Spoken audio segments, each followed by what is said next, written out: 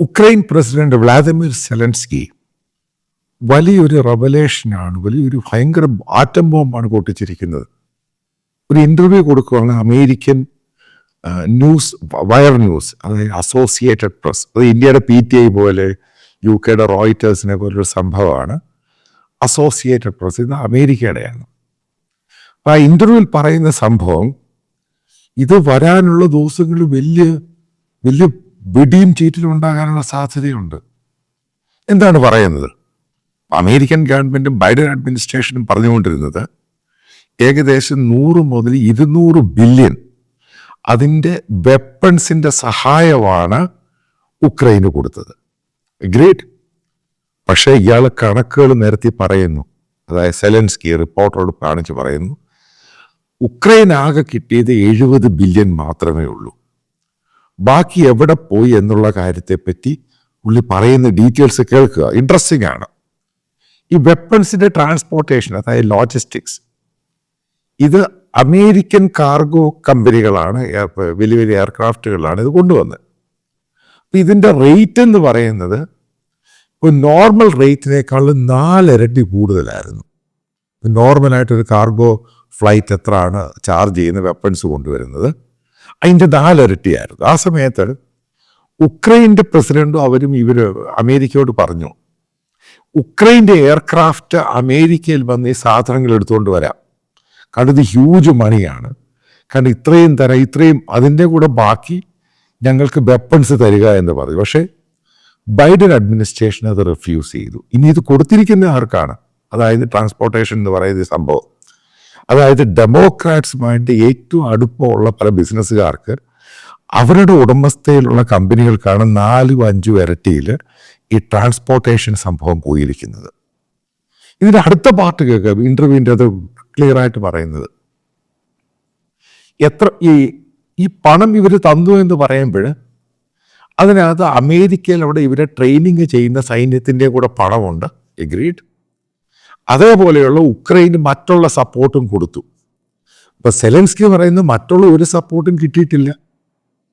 കാരണം അത് മറ്റുള്ള സപ്പോർട്ടുകൾ എന്ന് പറയുന്ന മരുന്നുകളും ആ സാധനങ്ങളും ഒക്കെ തരുന്നത് യൂറോപ്യൻ രാജ്യങ്ങളാണ്. ഇത് അമേരിക്കയുടെ സപ്പോർട്ടല്ല. അവിടെ ഈ ഉക്രൈൻ പട്ടാളക്കാർക്ക് ട്രെയിനിങ് കൊടുത്തു അമേരിക്ക. പക്ഷെ അതിൻ്റെ ചെലവെന്ന് പറയുന്നത് ഈ ഹ്യൂജ് എമൗണ്ടാണ് അമേരിക്ക പറയുന്നത്. അത്രയും ചിലവില്ല.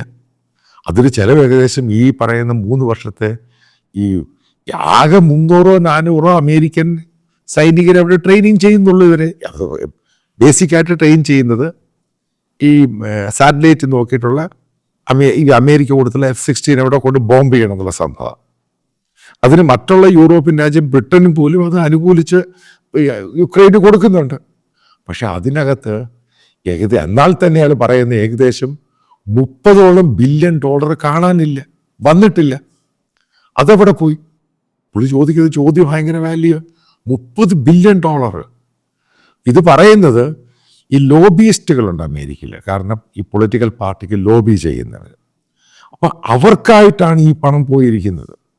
അതായത് ലോബിയിസ്റ്റുകൾക്ക് പോയിട്ട് അത് പിന്നെ ഈ ഡെമോക്രാറ്റ്സ് പാർട്ടിക്ക്, അതായത് പറയുവാണെങ്കിൽ വലിയ അഴിമതിയാണ് നടന്നിരിക്കുന്നത്, വൻ അഴിമതി.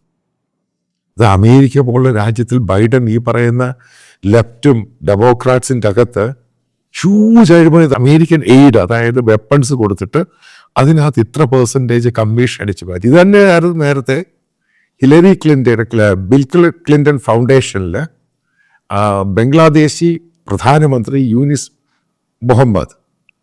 അപ്പം അദ്ദേഹം $3 ലക്ഷം ആ ഫൗണ്ടേഷൻ്റെ അകത്ത് പണം കൊടുത്തത്. അപ്പം ഇതിനെപ്പറ്റി ചോദ്യമായി, എങ്ങനെയാണ് അയാൾക്ക് ഇത്രയും പണം വന്നത്? അപ്പം ഇതിനകത്തൊക്കെ വെട്ടിയിലും തട്ടിയ അമേരിക്കൻ എയ്ഡ് തന്നെ അവിടെ പോകുമ്പോൾ ഇവർ ഭരണത്തിൽ ഇരിക്കുമ്പോൾ അതിൻ്റെ അടിച്ചു മാറ്റലുണ്ട്. അതായത് നമ്മൾ ഉദ്ദേശിക്കുന്ന പോലെ ഇന്ത്യക്കാളിലൊക്കെ ഹ്യൂജ് കറപ്ഷനാണ്. അതായത് $30 ബില്യൺ അടിച്ചങ്ങ് മാറ്റി ഉക്രൈൻ ഡീലുമായിട്ട് ബന്ധപ്പെട്ട്. അതെവിടെ പോയെന്ന് അറിയത്തില്ല. ഇതൊക്കെ അമേരിക്കൻ കണക്കുകൾ ഉദ്ധരിച്ച് തന്നെയാണ് സെലൻസ്കി പറയുന്നത്. അത് റെക്കോർഡ് വെച്ചിട്ടാണ്, ഞാൻ ആ വീഡിയോ മുഴുവനും കണ്ടു. ഈ റെക്കോർഡ് വെച്ചിട്ടാണ് സെലൻസ്കി ഇത് പറയുന്നത്. ഏറ്റവും തമാശ, ഡെമോക്രാറ്റ്സിനെ പിന്തുണയ്ക്കുന്ന അമേരിക്കൻ പത്രങ്ങളൊന്നും ഇത് റിപ്പോർട്ട് ചെയ്തിട്ടില്ല. മറ്റുള്ള മീഡിയകളിൽ ഇത് റിപ്പോർട്ട്, കാരണം അമേരിക്കയിലെ മേജർ മീഡിയ മുഴുവൻ ഡെമോക്രാറ്റ്സിനെ സപ്പോർട്ട് ചെയ്യുന്നത്. കാരണം ബൈഡൻ അഡ്മിനിസ്ട്രേഷൻ നേരിട്ടാണ് കൈക്കൂലി വാങ്ങിയിരിക്കുന്നത്. അമേരിക്കൻ വെപ്പൺസ് കൊടുത്ത് ഈ കൈക്കൂലി മേടിച്ചിട്ട് അതും എടുത്താണ് ഇവർ ഈ പറയുന്ന ഈ ഡെമോക്രാറ്റ്സിൻ്റെ എലക്ഷൻ ഇത്രമാത്രം പണം. അത് മനസ്സിലാക്കേണ്ട പോയിന്റ് ഉണ്ട്. കമല ഹാരിസിൻ്റെ കാൻഡിഡേറ്റ് സ്ഥാനാർത്ഥിത്വം പ്രഖ്യാപിക്കുന്ന സമയത്ത് അമേരിക്കൻ മീഡിയ വന്ന സംഭവമാണ്, ഹ്യൂജായിട്ട് പണം കയറി വന്നു പെട്ടെന്ന് ഇത്രമാത്രം. അമേരിക്കയിൽ വലിയ രീതിയിൽ അമേരിക്കയുടെ ചരിത്രത്തിൽ തന്നെയുള്ള ഏറ്റവും വലിയ തോൽവി അവർ നേരിടുകയും ചെയ്തു. പിന്നെ ആരാണ് ഇത്രയും ഹ്യൂജായിട്ട് പണം കൊടുക്കാനുള്ളത്? ചോദ്യത്തിന് പ്രസക്തിയുണ്ട്. കാരണം ഈ പണം മുഴുവൻ ഈ വെപ്പൺസ് ഇതൊക്കെ അടിച്ചു മാറ്റിയ ഡെമോക്രാറ്റ്സും ബൈഡൻ അഡ്മിനിസ്ട്രേഷൻ അടിച്ചു മാറ്റിയ പണമാണ് ഇത്. കാരണം ഡെമോക്രാറ്റ്സ് അഴിമതിയുടെ കാര്യത്തിൽ നമ്മൾ ഉദ്ദേശിക്കുക ഇന്ത്യയെ പോലല്ല, ഇന്ത്യയോടൊക്കെ 10 മടങ്ങ് ഏറ്റവും ടോപ്പ് ലെവലിലാണ് ഈ അഴിമതി നടക്കുന്നത് വെപ്പൺസുമായിട്ട് ബന്ധപ്പെട്ട്. പക്ഷെ വരാനുള്ള ദിവസങ്ങളിൽ ഈ റെവലേഷൻ ഈ ട്രംപ് അഡ്മിനിസ്ട്രേഷൻ ഇൻവെസ്റ്റിഗേറ്റ് ചെയ്യാൻ സാധ്യതയുണ്ട്. കാരണം ഇത് വലിയ റെവലേഷനാണ്. ആകെ 200 ബില്യൺ കൊടുത്തു എന്ന് പറയുമ്പോൾ ആകെ 70 ബില്യൺ പോയിട്ടുള്ളൂ. ഒന്ന്. രണ്ടാമത്, ഈ വെപ്പൺസ് ട്രാൻസ്പോർട്ട് ചെയ്ത ലോജിസ്റ്റിക്സ് കമ്പനികൾ ഇതെല്ലാം ഡെമോക്രാറ്റ്സുമായിട്ട് ഏറ്റവും അടുത്ത് ബന്ധമുള്ള ആൾക്കാർ, ബിസിനസ്സുകാരുടെ ആയിരുന്നു.